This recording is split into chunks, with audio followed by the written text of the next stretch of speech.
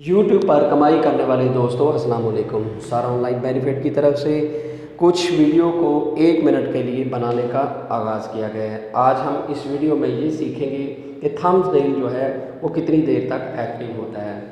असल में आपने वीडियो पर पिक्सल ऐप के ज़रिए कोई थंबनेल लगाया हो, चाहे आपने यूट्यूब की सेटिंग पर जाकर लगाया हो, मगर जब आप उस वीडियो में चेंजिंग करते हैं, मीन के थंबनेल को एक्सचेंज करते हैं। सपोज़ ये हाइकर्स वाली वीडियो है, इस वीडियो को मैंने कुछ थोड़ी देर पहले जो है इसका थंबनेल जो है वो चेंज किया है, मगर अगर आप इसको क्रोम में जाकर इसकी एडिट ऑप्शन में जब आप इसको देखेंगे तो आपको पता चलेगा कि ये बाकायदा एक्टिव नहीं हुआ।